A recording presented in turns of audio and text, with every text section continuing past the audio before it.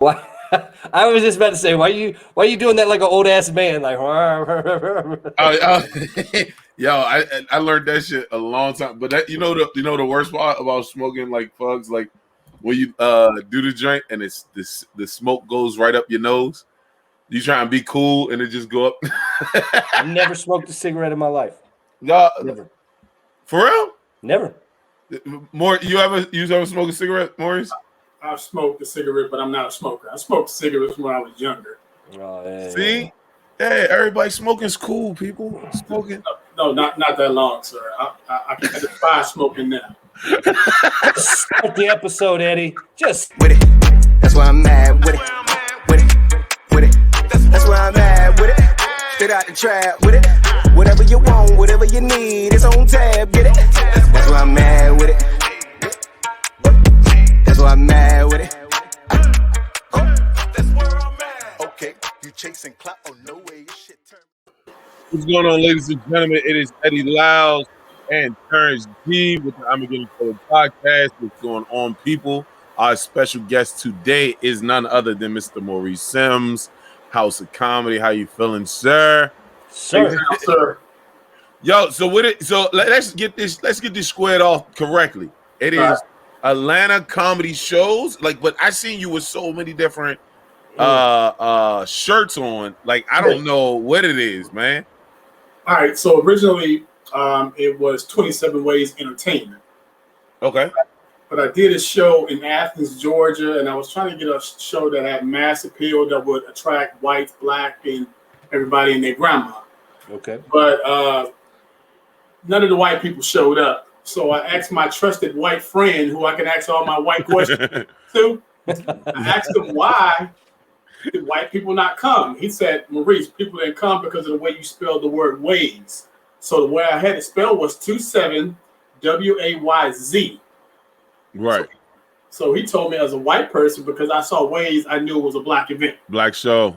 So I figured, hold on, let me change. Damn it! Why's it gotta be this way? Oh no, Damn it! Yo, this is so true. Keep going, please. Keep going. Please keep true. going. I bet. All right, so I went from 27 Ways to I was driving down Peachtree Road one day and I saw Office Depot, Home Depot, and I started thinking, well, hell, I got shows at different venues around the city. Let me call it Atlanta Comedy Depot. Because I was doing shows at this club, this venue, this restaurant, this establishment. Then after that, a few years later, I started thinking, well, you know what? Ultimately, I'm going to open up a comedy club. So why not brand myself first? And when I open up the doors, everybody's familiar with the brand. And that's how you get to Atlanta House of Comedy.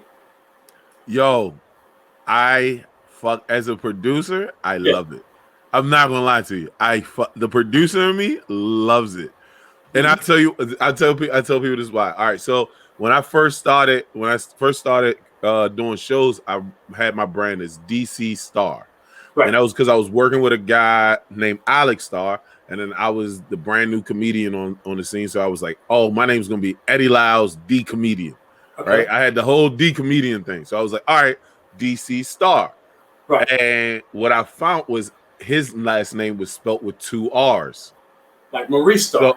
So, exactly. So it was DC STARR, and a friend of mine was like, "That's not how you spell star," and it was a white friend of mine, and I was like, "No, it's like a what's name? He's like he's the star, like you know what I'm saying, like the star." And he was like, "Yeah, this is a black show, ain't it?" And I was like, "Oh," and at the time, like as just a young guy just doing shows, I was like, cool, whatever. When me and him split, I rebranded as Broken Diamond Comedy. Okay. And when I rebranded as Broken Diamond Comedy, everybody, like when I would just put it out there, people didn't know who owned it. So people would just show up because it was like, oh, Broken Diamond Comedy, like, oh, Broken Diamond. And I named it after DC because DC is a broken diamond. Wow. So a lot of people didn't really understand it, but I spelled it correctly. Me and Lloyd, when we first started the I'ma Get in Trouble podcast, we had the you know what I'm saying? It was the I apostrophe MA. And so a whole rack of white people started showing up.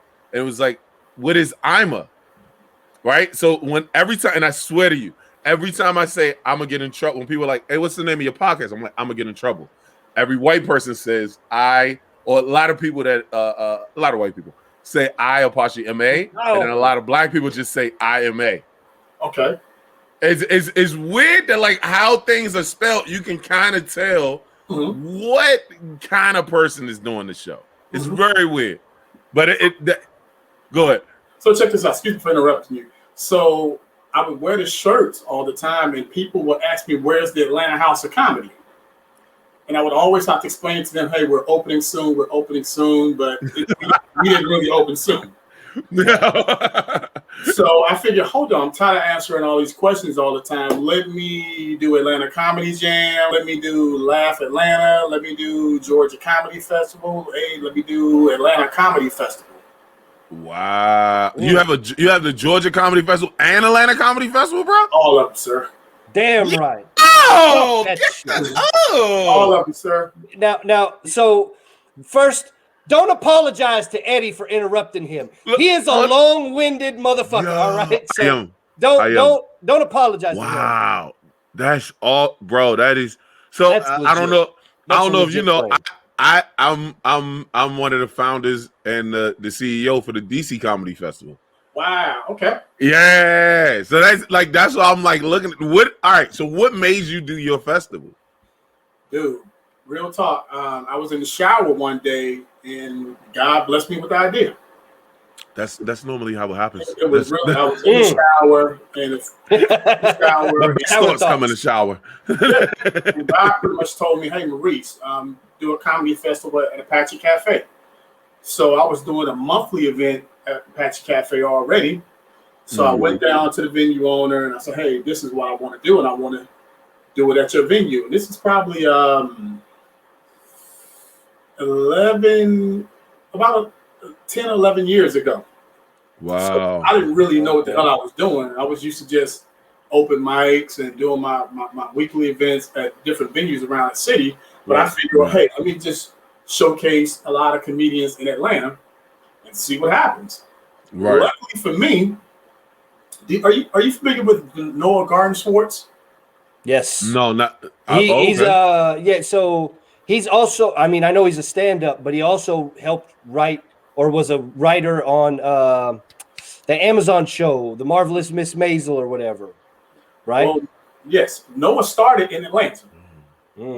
Okay. Noah used to write for Creative Loafing magazine. Okay. Are you familiar with that magazine? I've heard of it. I don't know much about it. So Noah used to write for Creative Loafing magazine. So I reached out to him one day and said, "Hey, Noah, why don't you write an article on my comedy festival?" He said, "Cool." Just like that. Wow. I promise you, I probably had only sold 20 or 30 tickets before Noah tested.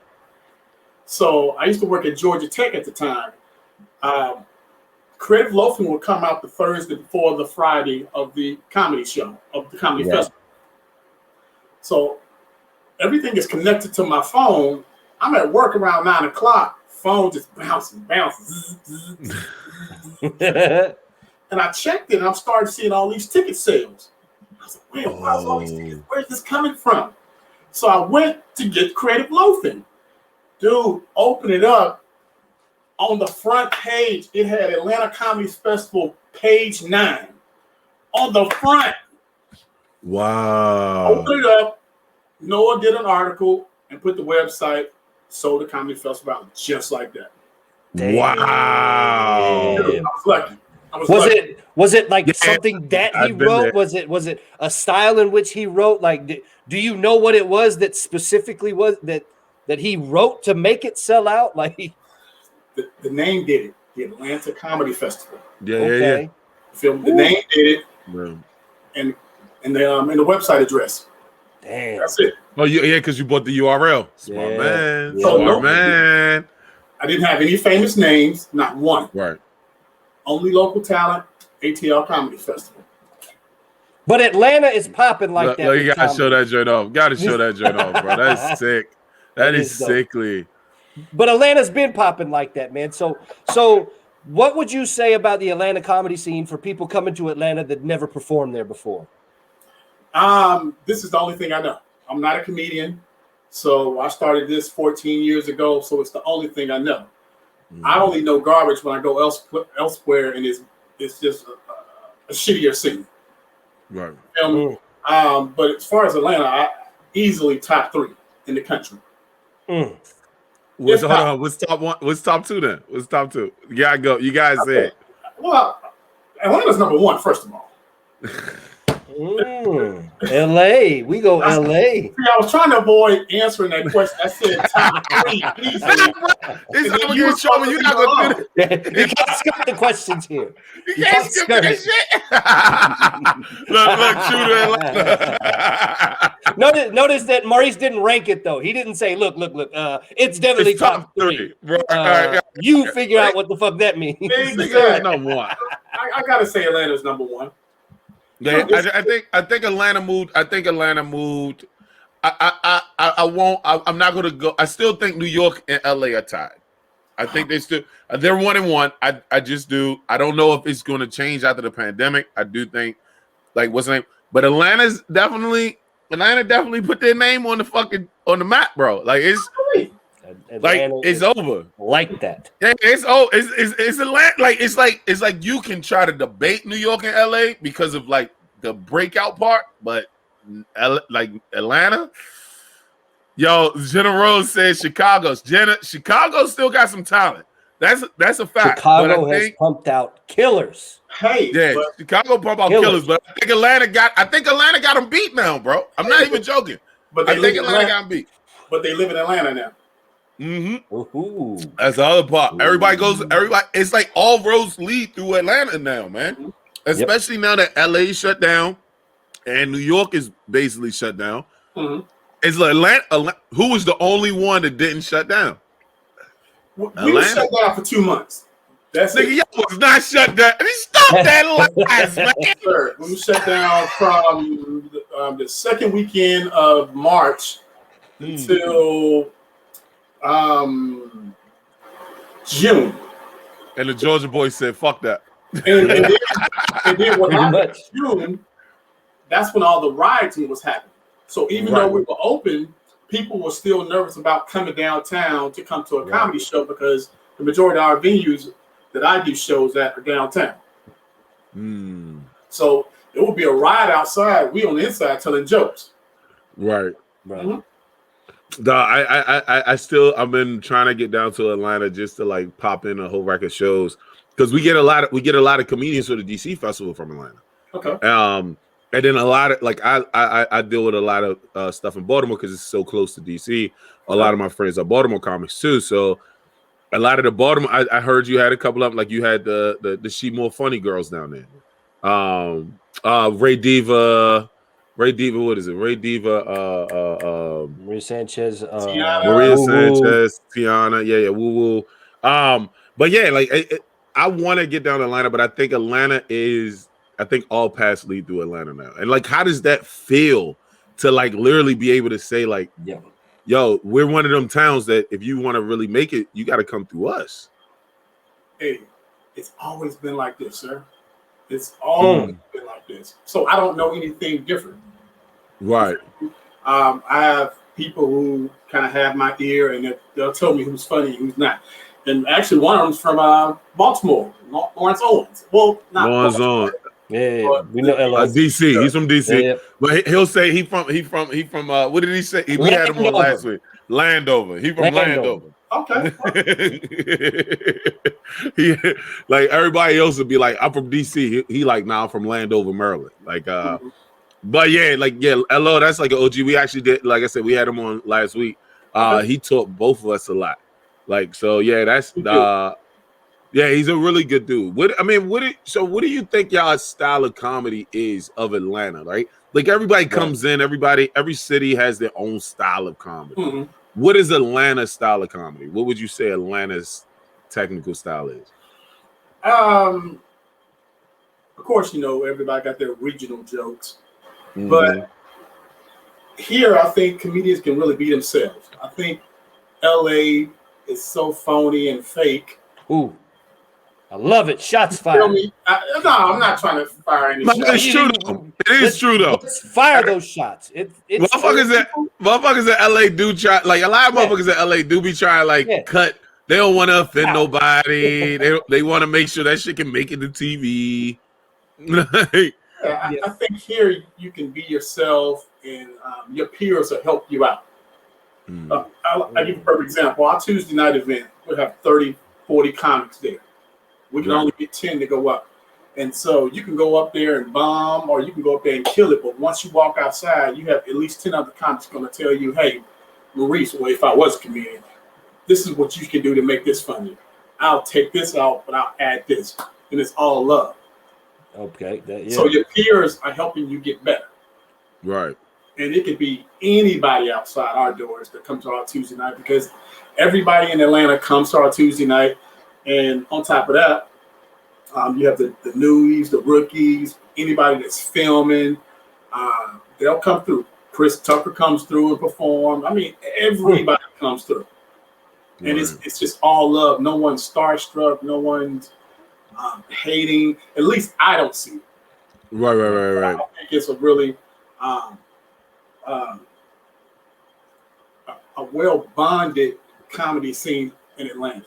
That's a good That's thing. crazy, because that's how y'all music is too. Yeah. Like, is it just like the Georgia Southern hospitality that just is like, y'all just band together, man? Like, y'all love, like, from the outside looking in, it always feels like Atlanta is always down for Atlanta. You know what I'm saying? Like, it doesn't matter where. If it's like two Atlanta boys don't have to be anywhere, know each other at any point.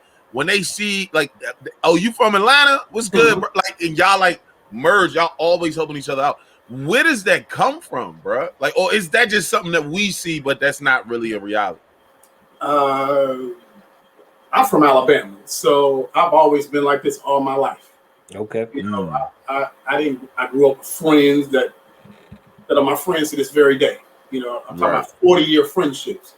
You know, people I've known all my life. You know, I'm not around cutthroat people, liars, backstabbers. You know, to me, dreamers hang with dreamers. Like-minded peers hang with like-minded peers. And that statement I just said about dreamers hanging with dreamers, well, all these comedians are dreamers. So they're hanging with other dreamers, chasing a dream. No one's trying to step on your toes and things of that nature. So I think it may, I'm not saying it's completely this, it may be a Southern thing. That's the only thing I could probably point fingers at. And then a lot of these people came into the game together, you know? So just imagine meeting someone who's just like you. Right. No one else can relate to you on this planet, but you meet this particular comedian that's chasing a dream just like you. He can only he can understand, I don't want to work this job. All I want to do is tell jokes. Right. You know what I'm saying? So I think it's that connection. It's kind of like, you know, the connection that you have with your girlfriend. It's organic. You know? Yeah. That's crazy. Like, so go ahead. You got something, Terrance? Yeah. So when you think of Atlanta, Atlanta is a black city, a successful black city, but that bleeds into their comedy, right? And when you have black folks doing in the comedy rooms, right? What do you think of when people talk to you or you hear the term urban comedy versus mainstream comedy? 1 second, Maurice. I saw you look at him when he said black.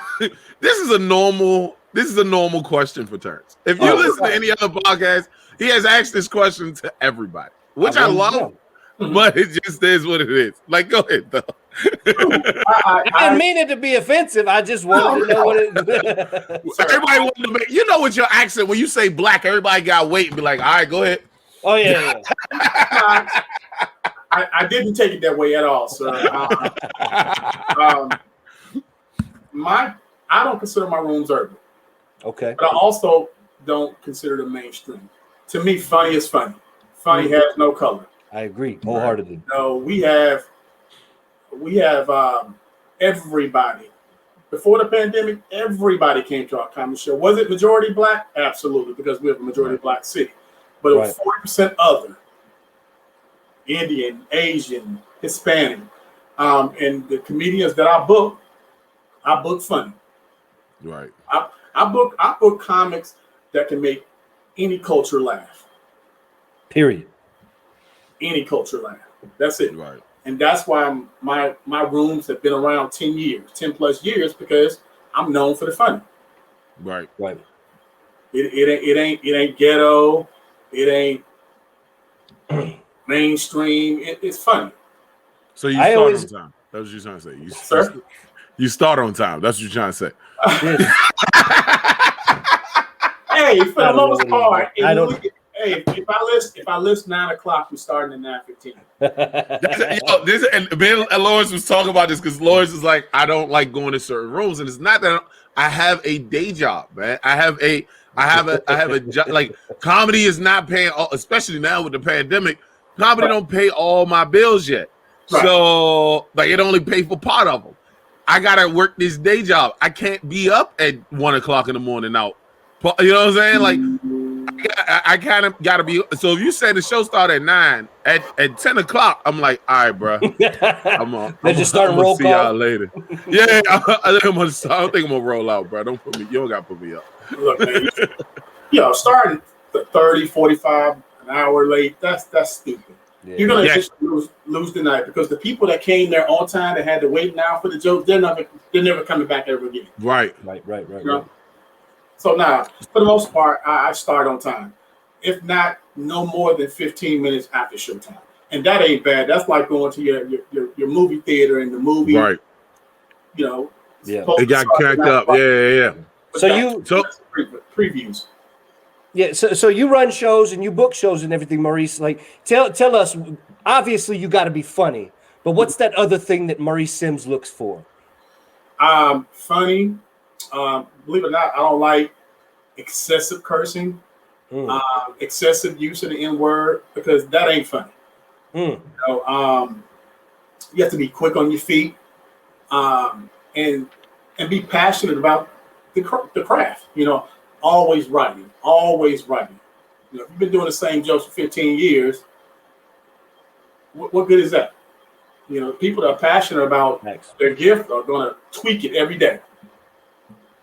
They're going to do something to get better. They're going to do something to outshine their peers. Right. You know, because ultimately it's about competition, and it's competition with your peers. Yeah.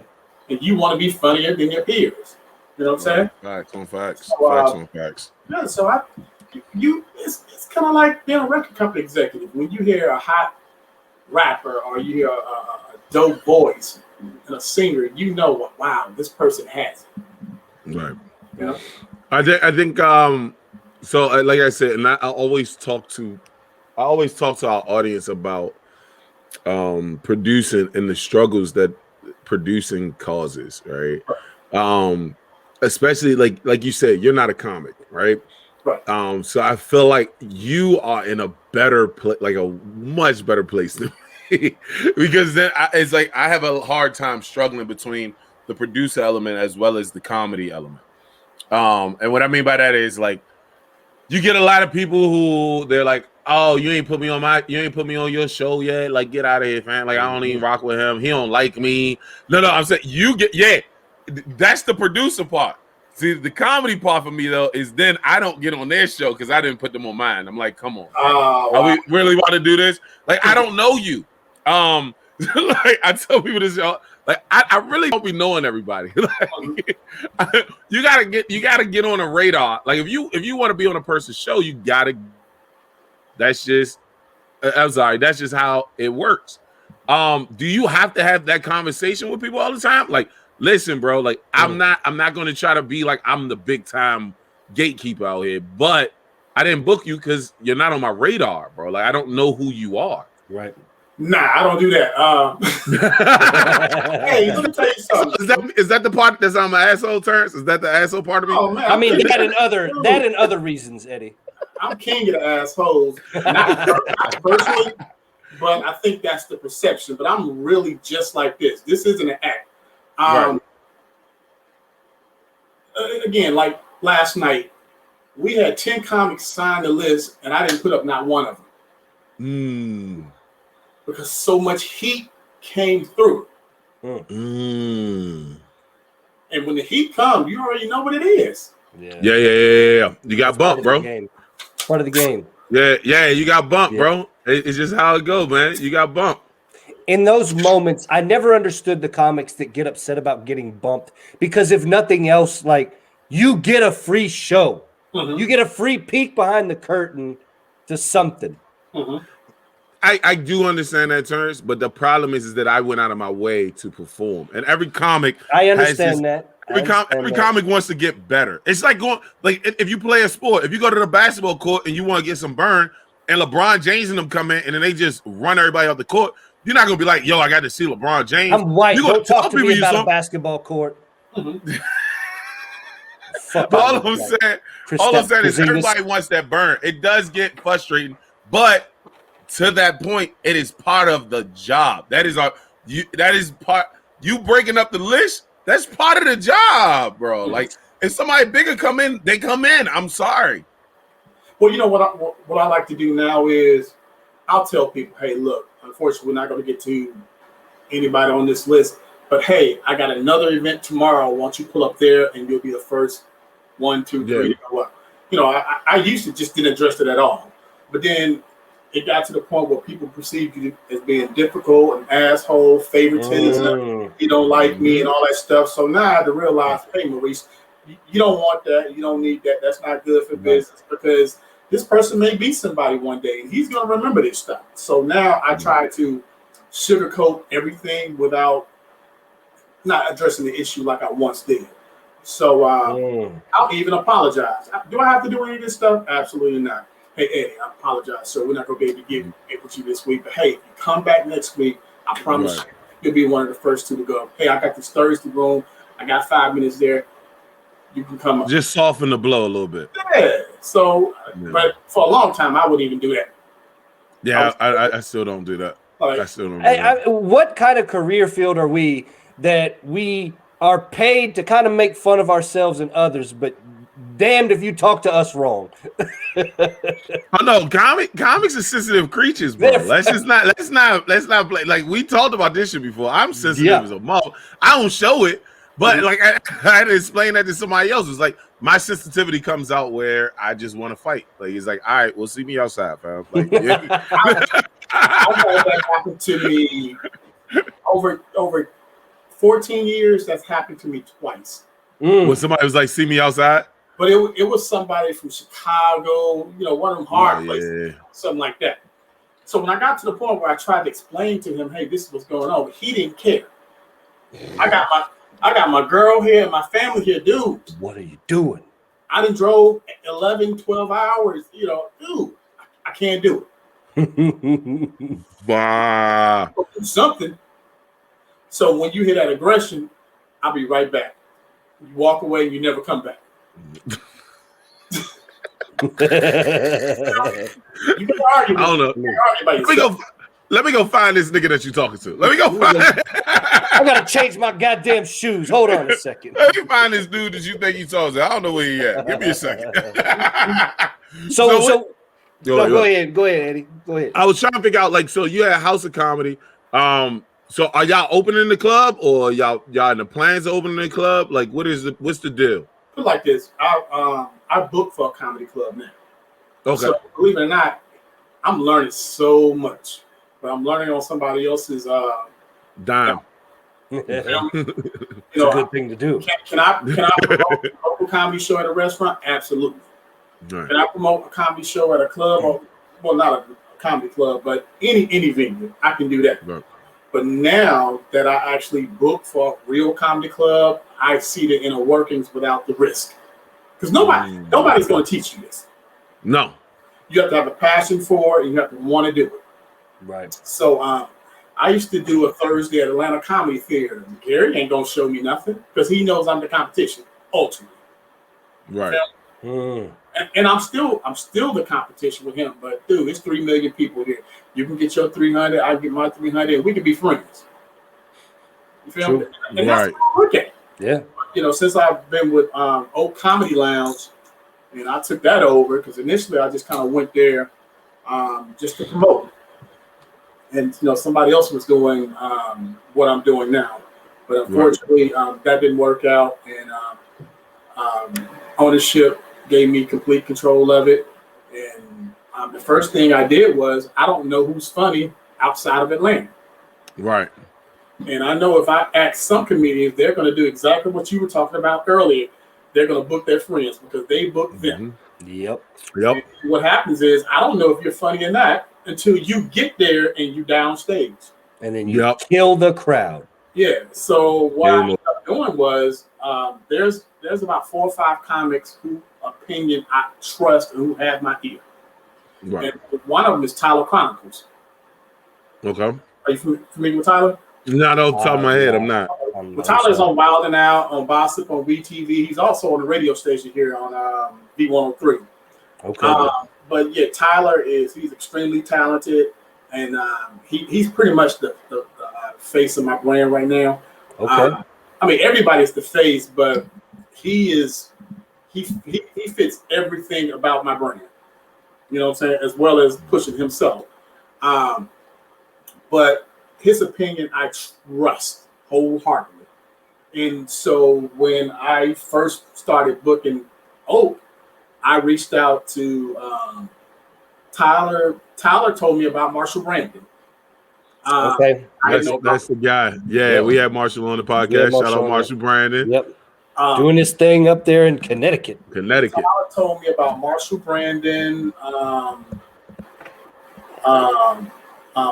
Brooklyn Mike. It's so many cats down the East Coast. Right. Tyler told me about, and I booked them all. Without a YouTube video, without second guess his opinion. And same thing with Lawrence Owens. Yeah.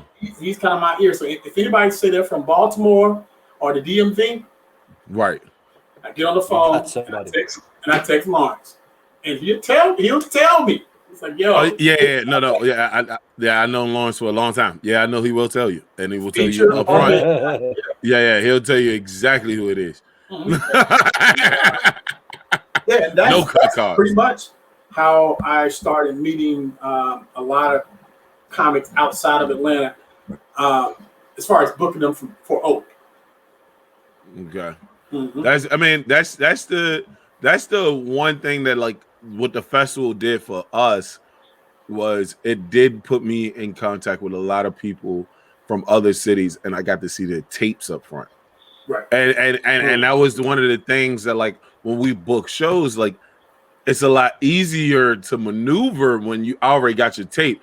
Then I'm bringing you to DC, and I'm seeing, like, so, like, from actually, I think he's in Paul Ollinger is in Atlanta. He's a white guy out of Atlanta.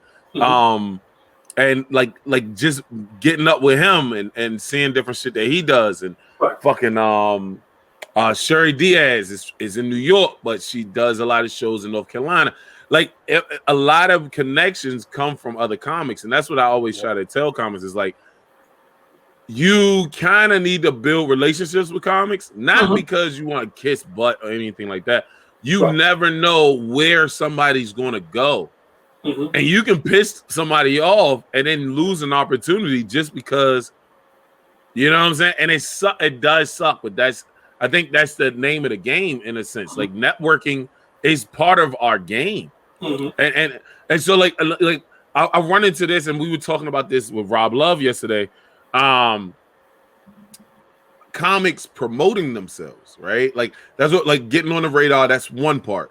But actually promoting themselves, a lot of comics, and I see this a lot up here, where they're like, well, it's the promoter's job to promote the show. The promoter needs to promote the show. And I'm like, hold on, pause. Understand what you're saying. Understand exactly what you're saying. If I run a monthly show, then you are absolutely correct. My job is to promote my show. My job is not to promote you. Like, there's two different things, right? And I feel like a lot of comics come into play where they're like, oh, I want this number of dollars. I want this number of dollars. I want this number of dollars. But you don't generate any money. You are a funny person. Let's not take it away.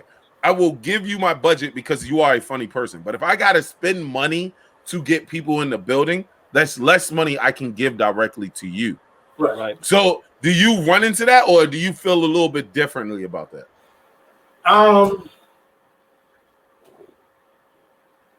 had to look at it several ways. Like now, I assume, look, if you're associated with the show, how hard is it to take 5 seconds out of 24-hour day to post the flyer I'm going to send you and the verbiage? So that means copy paste. Actually, 3 seconds out of a 24-hour day. Because I've already, when I book a comic, I have the verbiage for you, pick it up, send it, text it to you. All you have to do is post it. Right. So to me, if you can't do that, do I get pissed about it?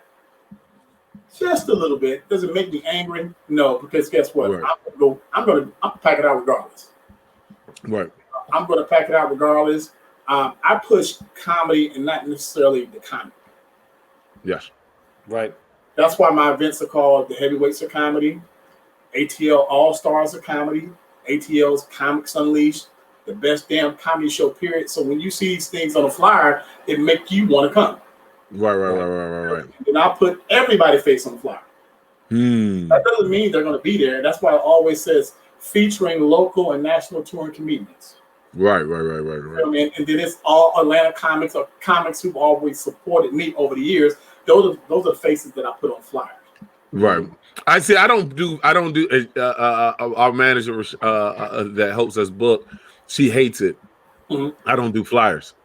I'm not a flyer guy. Yeah, I'm not a flyer guy at all, my guy. Do you mean hard flyers or e-flyers? No. I don't do flyers. He just creates Facebook events. I do. So I sell out. And I think it's different for each person. Let's make sure this is perfectly clear. Every person, I want me to speak directly into the camera. Every person is different, and every venue and area is different. Absolutely. I promote the show. So when I say I don't do flyers, I don't do a flyer for comics. Like I don't put on there like, hey, I'm gonna have Lawrence Owens today. Hey, I'm gonna have what's the name? Take back. Let me dial down just a little bit. If I have a headliner, if my headliner is going to be a specific person, I'll put that person at my show. So I have a room called The Hideout, right? Okay. I'll say Lawrence Owens, who's actually was supposed to be there last month. I'll say Lawrence Owens at The Hideout or The Hideout Comedy Lounge headliner Lawrence Owens. That's it. I don't put like 50 comics on my shit. Like I don't make flyers with a whole rack of faces anymore. And I'll be honest why.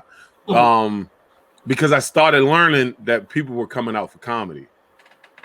And so by people coming out for comedy, I wanted to promote my show.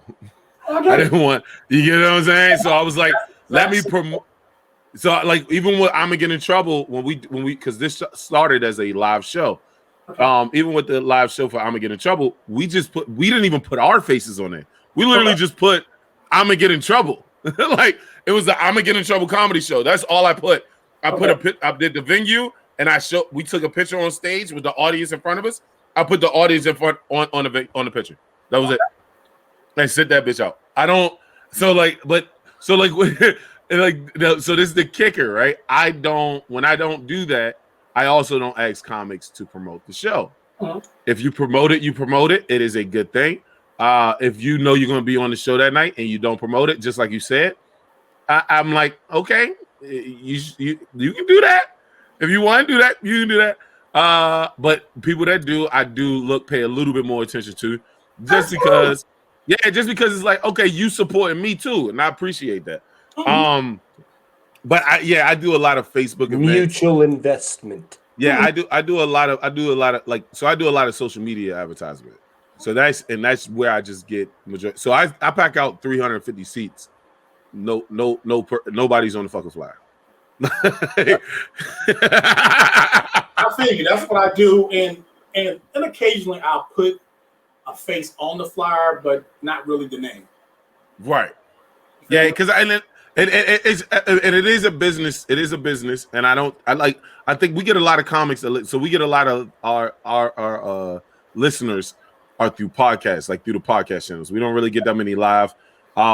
So a lot of comics that listen to us, like we'll get messages from, and I always try to express this to them. This is a business, and if you don't start to understand the business, you're behind the 8 ball before you even start. Right. Yeah, you know what I'm saying? Like, because at the end of the day, like you can ask for however much money you want to. I can come to you right now and say, "Hey, Maurice, I charge $2,000 to come to your show," and the first thing is, cool, that's good. So I got a budget, and I pay everybody $250. So do you want this $250? Because that's what my show is. That's the budget for my show is like $250. Do you want $250 or not? Well, I charge 2,000. That's cool, but you can't sell out my show. And that's what I try to explain to people. I'm like, you can't sell out my show because my show's already sold out. Right. I just need to plug a good comedian there and let's rock. Let's have some fun. But I can't just be throwing money free willy-nilly. Do you run into that? Like where people are like, you like, hey, look, I got 500 for you. Oh, I got 600, whatever the case might be. And then they like, yeah, but I charge this. It's like, okay. Nah, because all right. So obviously, after the pandemic came, the price changed. Period. Everything is done. Yeah. Everybody's prices are gone. Pre-pandemic, Oak told me what it was because they determined it's their venue. They're paying you. Right. This is what we can afford to comfortably pay. Can you book talent for this? And I'm just upfront and honest with everybody. So when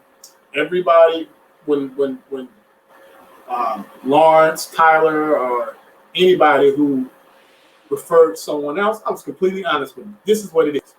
Right. Yeah. You know, if you come in there, you know, this isn't something that you fly down here for. You tell me when you come to see grandma that lives in Cobb County. So you want to finance a trip to see grandma, give me that weekend, I'll put you on the show. You feel me? Or yeah. I'm here to do something at Tyler Perry Studios. You want to supplement your income? Give me that weekend. Give me that date. And right. Not only are you working here, you're seeing grandma, and you telling some jokes because people may not know you in this market. Right. So now this is your way to get into the Atlanta market. So no, you're right. The budget, it is what it is. As far as local rooms, you know what the budget is for that. Yeah, it ain't that much. Motherfuckers do not be understanding that. It's the same across the country. Pretty much. Right. Yeah. Everybody know it. So and you know, I think in LA the headline is what, $35 at a comedy club.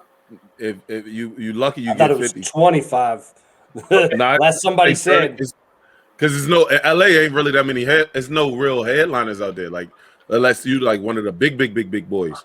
Like everybody out there is shared stage. It's like somebody goes up, does 15, somebody else goes up, does 15, somebody else goes up and does 15, and then they hit multiple different shows throughout the night. Like just kind of like New York too. I think New York is a little bit more. New York is like $75 for like 10-minute spots, and they literally like line up like 5, 6. Everybody's different, but yeah, from a lot of the people that I've talked to, it's been like $75 lineups. Yeah, that's pretty much what we do. You know, I book talent based on when you're coming to Atlanta, or or things of that nature. Or I'll get you 3 or 4 nights, and then I can tell you about somebody else who can give you another 3 or 4 nights. Now you came and did a week and a half, or 2 weeks here, and then kind of go from there. But I can't change the budget. A lot of the rooms are free rooms, paper rooms, or a few people may pay for tickets, a few people may pay for reserved seating, but all that goes towards the budget. Right. You still got to pay the DJ, you still got to pay the security guy, you still got to pay the chef. Everybody still got to get paid. Everybody got to get paid, but people don't understand that, and that was what I was. How many people go into it at all? No, and that's one of the things and that's why I always try to talk about the numbers, not specific numbers, but like kind of numbers on the show of like. Listen, like the hideout is a set budget, right? I know how much it costs for me to promote the hideout, right? I know how much it's going to cost for me to sell out the hideout. I know what I had to do to get the hideout. On top of which, I'm not gonna keep doing this and not making any money. Oh, no. Like, and I don't think people understand that. It's like I try to be because I'm a comic and I don't want it happen on the other end. And I know comics don't really understand business as well as a lot of people, as a lot of actual just straight business people. That's what I wanted to say. I try not to make more than the headliner. That was always my number one rule, right? Okay. So if I'm paying the headliner 200, I can't make more than 200. If I'm paying a headliner 100, I can't make more than 100. Right. Why? Because the headliner is the main person that everybody came to see, or the main person that's going to make everybody laugh. Now, when that headliner doesn't make everybody laugh, I just don't reuse that headline. I don't take the money away. It's just I'm not using you anymore. But like that at the hideout, it's like so almost 50% of my budget goes straight to the headliner. Then you know what I'm saying? I got a point where I got another set that's for my feature, and then I got another set for promotion. I normally host. Right. You know what I'm saying? So it's like, and then so I take my little bit of money. So people will be like, oh man, these producers out here making all this money. What money? Like, I don't think y'all understand that this is not a very lucrative business. It's not. And so like, and that's what I was like, I wanted to get to that because it's like a lot of people don't understand. It's like I do a 350 seat, and you said it perfectly, and I'm so happy you said it. Right? A lot of these rooms are papered rooms, and people don't understand that paper room is like, I know I'm charging, but I let a lot of motherfuckers in here for free just to fill in the spots. Right. You know what I'm saying? Like, so I can't just be like free willy-nilly with it, and you can't just go around. Well, y'all had 350 people in it. Yeah, we did. Well, y'all charged $10 to get in. Yeah, we did. The venue cost me $2,000. Right. You know what I'm saying? It cost me $1,100. It cost me $700 just to promote this hoe. You know what I'm saying? I still gotta pay the DJ. I still gotta pay. I gotta pay this person. I gotta pay that person, and the security. I'm about to walk out of here with a couple dollars because I gave it mostly to you. Right. And like so, like, where do you see? What do you see? Like, what's the better way of putting this question? I don't like how I was about to phrase it. How do you think do we educate comedians on understanding the business part of this of comedy? What I've done is I've been transparent with everybody. I pay everybody the same thing. So there's no small talk or Maurice pays me more. People can't go back and forth. Everybody get the same thing. Right. Everybody get the same thing. And when I did contract, I just put it in the contract. Everybody get the same thing. Everybody get the same feature money. Everybody get the same host money. Everybody get the same headliner money. I don't have those headaches. Makes sense. It is what it is, sir. Because you know this may sound like I'm being an asshole, but you don't want. That's what they say I am. It's somebody else. You know, I preferred you, and I called you first.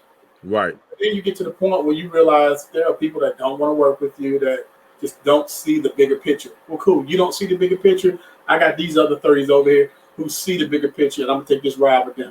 But see, then they shit at us because they like, oh, y'all don't really know funny. Y'all gonna just put anybody in there because y'all don't. It's like I try to explain this to comics. I'm like, you do realize that your style of funny is your style of funny, but there is somebody else who has their style of funny that is comparable to your style of funny, right? So like what you talk about, I fucking hope for God that there's nobody else that does the same exact jokes the same way that you do your jokes. I hope for God there is, right? And I'm not looking for somebody to do your jokes the way that you do your jokes in a different body. I'm not looking for that. But my audience wants to laugh. Right. And if I can get somebody that makes my audience laugh, I don't always have to go with you. So you want to charge me this crazy, you want to say these crazy numbers and not understand the business. There's always somebody out there that can also make my audience laugh. Right. And so that's like I run into the struggle of that, like of trying to help people like understand, like, I like you. I called you because I like you. But there's always somebody else out there that's funny. And then they were like, oh, well, they ain't funny. They ain't fun. Okay. I I hate dick jokes, Generals. I hate dick jokes. I just wanted that comment on there because I know how much you love. I hate dick jokes. Listen, hey, Maurice, do you have? Matter of fact, that's a great question. Thanks, Terrance. Do you have a pet peeve that if a comic does it, they don't go back on your stage? If you N-word them to death, done. What wasn't dick jokes? P jokes, D jokes. Thank you, sir. That's to me. That's not funny. It's not funny. For the most part, before I book more so local acts, they have to come to my open mic on Tuesdays at Cass Cafe. I get to see the real you. That lets me know if you're gonna. Because first of all, there's no risks there. You know, it's a free show. I get to see your material, and if I want to fuck with you, I take your number down. Right. I kind of get to see you first because YouTube video can be misleading. That could be your best shit ever. Yep. You know ideal conditions and all. Yeah. So, but just in pussy jokes, nigga jokes, things that the masses can't relate to. Yeah. Right. But pretty much dick, puss, nigga, motherfucker. That ain't even me. I don't. I just like how mad it gets Eddie every time. Listen, look, Maurice, because this is what's happened. I knew he was going to do it, you asshole. I knew he was going to do it. He tried to wait till you stopped talking, Maurice, because he wanted to put this little comment up. I wanted to give you your respect, Maurice. I just wanted to shit on Eddie right there. That's all. Yo, so we had a whole conversation about this, right? Okay. So much so that my whole entire staff knows I don't like dick jokes. Right. I just there's no new way of doing one. It's just like you said, though, Maurice. They're the oldest joke in the book, literally. Right. Well, it's like you said, though, Maurice. It's when you lean on that too much, whatever it might be, whether it's the F-bomb, the N-bomb, the dick this, the pussy that. If you lean on that too much, you no, obviously, I'm just saying. But if you lean on that too much, I think you lack material and funny elsewhere because it doesn't take originality to do that. Mm-hmm. That's family reunion humor. Yes. Your uncle's drunk at the family reunion. That's that type of bullshit. That's pretty much it. And talking about the crowd, beating up the crowd. I can't. Yeah. Because one of the first shows I ever went to figure out how to become a comedy show promoter, I walked across the stage in front of the comedians, not realizing I was setting myself up. Right. He didn't lit my ass up from the stage to the bathroom. And all I can do was turn around and give him the finger because I couldn't do it. Yeah. Because if I try to go back and forth with this dude, you got a microphone. You got a microphone. I always lose. But I remember that feeling, and I said, you know what? I'm never going to mess with a host that does this to anybody. So we don't have that. We don't have that at my shows. People don't want to come to a comedy show to get embarrassed. You can tastefully flirt with them and tastefully tease them, but just embarrassing somebody in front of their wife, their husband, the kids, it's too much. Family. Yeah, it's too much. There's a fine line between actual crowd work and making it funny and just alienating the crowd. And it seems like sometimes comics can't make that delineation when a big part of their job is supposed to be reading a crowd. Mm-hmm. It blows my mind. Good big word, government worker. Good big word. Delineation. Delineation. Shut the fuck up. I said Delaware, you bastard. Yo, Maurice, I know this is how this podcast goes. Terrance says something, I don't like it, and then I make fun of him. And then I say something, he doesn't like it, he makes fun of me. And then somewhere in between, we actually do business. But not. So let's, because we gotta wrap up. What do you have coming up next? You know what I'm saying? Because the pandemic is not over, and I don't want to say it's over, but the vaccinations are going out. They think they're going to get a lot of. They think they're going to hit a good amount where we can basically almost reopen successfully. The COVID numbers are going up, right? But I know that is because people are going back out and not getting vaccinated. But what do you see? What do you see for the future in comedy, man? Like as far as like stand up, because I'm gonna be real, it looks very fucking bright.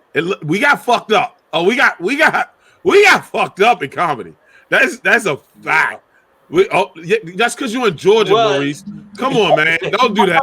Don't do that, man. I haven't been able to put on a show in 6 months. Like DC shut down. I'm gonna tell you what really shocked me, and I didn't realize this for a while. Basically, what saved me and what keeps me packed out every Tuesday, Thursday, Friday, and Saturday. Everything around us is closed, so everybody's coming to Atlanta for the weekend. Boy. Tennessee, Florida, South Carolina, North Carolina, Alabama, Mississippi. Everybody's coming to Atlanta on the weekend, so we can't accommodate everybody. We're turning people away. So I can't even answer that. So I need to come open up a show down there, huh? No, sir. No. I mean, it's cool. Like it's cool. You listen. You tell me a shitty venue that nobody want to use, and I take it. Anything on the south side? Bet. I'm just messing with you guys. That's what saved me, and I was just really shocked that people were still coming out like this, because my demographic is pretty much 30 to 50. Wow, that's a good range to have, though. Well, under 29, they're not ready to laugh yet. They want to party, twerk, and get lit and all that. But my core demographic is 30 to 50. These are responsible, stable, professional people with families, with parents, people they have to go home to. They don't really want to go out, get a virus and bring it back home. Right. Now it's a combination of. I really want to say it's probably 20% of ATLians that's actually coming to my shows, and 80% of it. Wow. So you just get that's their email list, bro. I see what you're doing. I see what. Yeah. Oh, don't. Yeah. Don't. That's I'm there. I study my email list, and then when after a solid weekend on that Monday, when you send out an e-blast. You see those unsubscribes. I look at the email address to see if it's Eddie Liles at Maryland, state of Maryland. Right. That person's from Maryland from the weekend or something like that. Got you. Yeah. So, but as far as stand up in Atlanta, I don't think not stand up in Atlanta, stand up anywhere. I don't think it's going to die. Everybody want to laugh at something. Everybody need a break from your job, your wife, a break from just everyday life. So a lot of people come to Atlanta to get their comedy fix, and they come get it from me. Well, not me, at least the comedians I mess with. The comedians that you put up. Yo, let's leave it there. Maurice Sims, thank you so much, sir, for being on the show. We are looking for some spaces down there, because I don't like going through clubs. I really like buying out venues, like, you know what I'm saying, like, it's just buying the door. That's me. I would say, but we definitely gotta talk to you, man. We definitely gotta talk to you about getting the podcast. I'm gonna show you another way to do it, sir. Thank you for the time, Maurice. Thank you, sir. I appreciate you. Yo, hopefully we get you back on, ladies and gentlemen. We out. That's why I'm mad with it. That's why I'm mad with it. Straight out the trap with it. Whatever you want, whatever you need, it's on tab. Get it? That's why I'm mad with it. That's why I'm mad with it.